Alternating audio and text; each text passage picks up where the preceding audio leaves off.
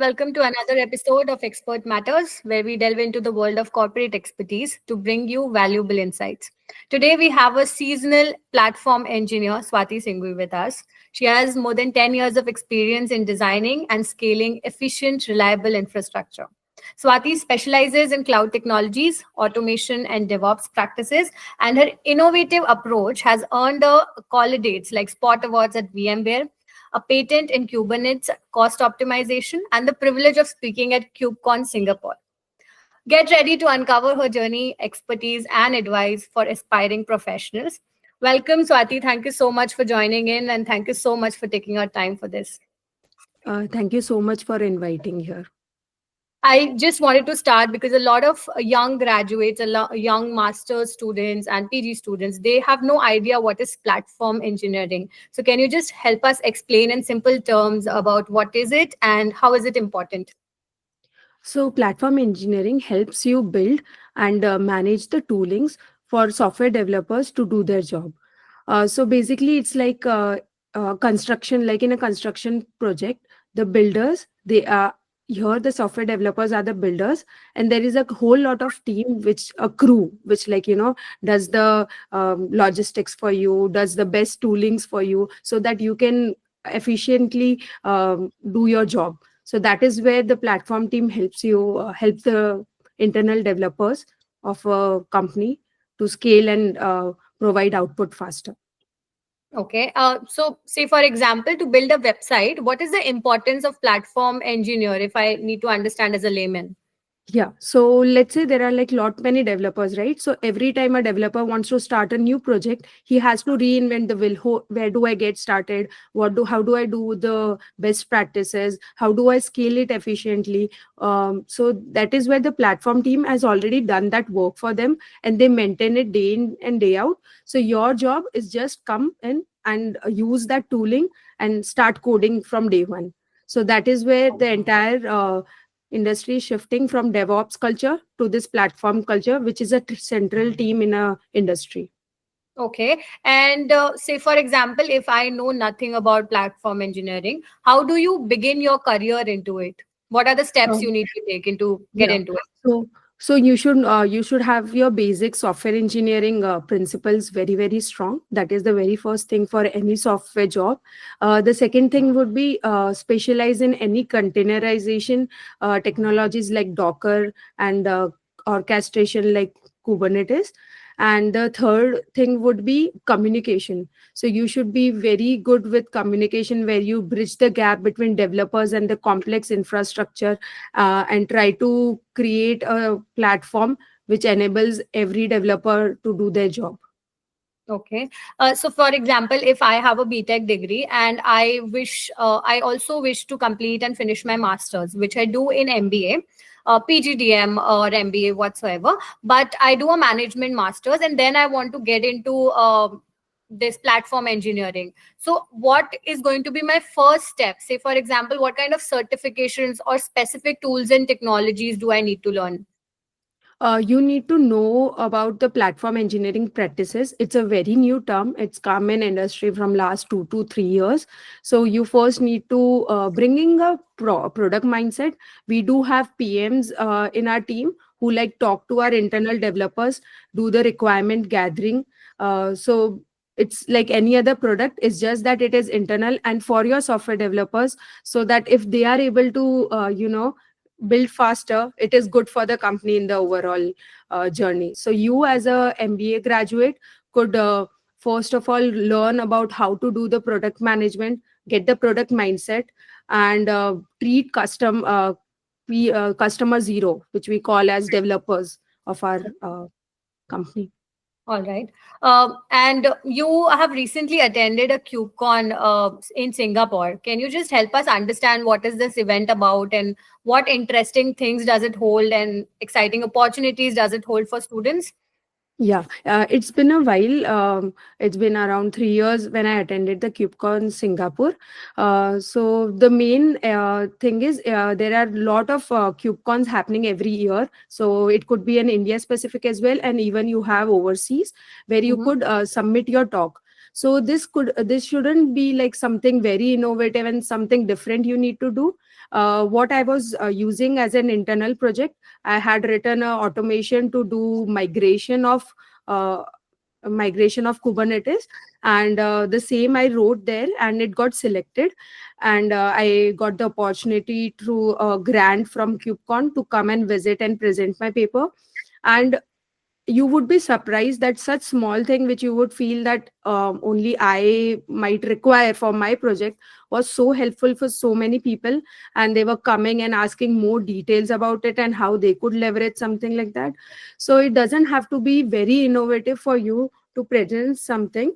It just has to, you have to have keep reading about things, how to present your things, and yeah, go ahead with it. So, Swati, your journey has been very inspiring. As we were discussing, you are currently working from California. The entire transition from being a BTech student and now working at a top, one of the biggest companies in our world, in, USA. So, can you just help us understand, and all our viewers to understand what was your journey like and what were the milestones you have achieved, and how, so from a basic BTech students to a journey to working in one of the major and the largest companies in our country. How have your transition and your journey been? Uh, yeah, so yeah, it's been quite of a journey, and I feel immensely proud and lucky. I started as a Java developer in TCS. I directly got a placement from my college, and then when I served as a Vodafone database engineer in first year of my career, and then I moved to Ahmedabad where I worked with a GE project. Again, that was specialized in cloud. This helped me form the foundation of like where I want to be. So when I learned as a Java developer, then I got a contractual position in VMware, and I really want, because I really like the project so much, I wanted to give it a try. Leaving my full time job to a contractual job was a decision to be made, but yeah, I did go ahead with it. And when I joined that company, it was very because it was one of the Fortune 500 companies, so it had all the things for, to enable you to succeed. It's just you need to take that opportunity in. And with my management support and everything, I would say from contractual, every year I got promoted. So from contractual 1 year, I got my full-time employment as an MTS 2, then 3, and then senior MTS, and now I'm a staff engineer when I moved to California. So my biggest milestone in this journey is my curiosity to, solve problems. I have always been identify the problems, how easily can it be solved, and how to bridge the gap where, sometimes people often think twice asking simple questions. And that has been my mantra kind of a thing. I like ask stupidest questions and try to, and that is when everyone is like, hey Swati, I think you are right, why are we doing this, and can't we do it this way? And so yeah, that has been, I think so, the driving force, and would I would credit that as my success in my current career path. That's really inspiring, because leaving a TCS job, because TCS offers you a great, great career stability, and then not even switching company, just going on a contractual role. So that's a whole level of a different hard work and patience and trust you put in yourself, a lot of faith and a lot of hard work together. So I think that's really inspiring. Do you have any piece of advice to share amongst our viewers? Our viewers are going to be especially young graduates who are still seeking a directions in their career and corporate life. Yeah, as I shared my journey, I would like you to take risk. Your first 5 years of, not 5 years, even 2 to 3 years, define your entire career path and where you are going to be. Right? Obviously, you will get better opportunities later as well. But if you get an opportunity where you have to take a decision, don't take decision based upon the roles and the titles.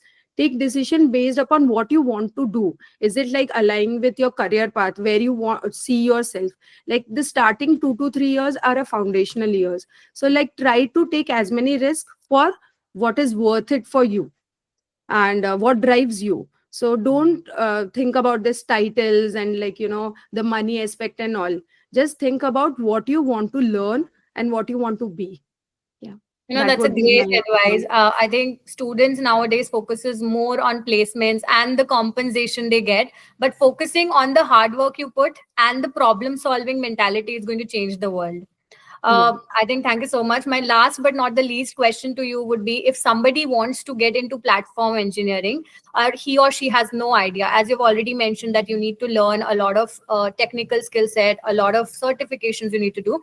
But are there any specific tips or resources that can help them understand and grow in this field?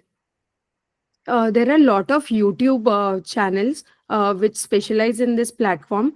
They have a good career path where they have given, like, from day zero to day 100.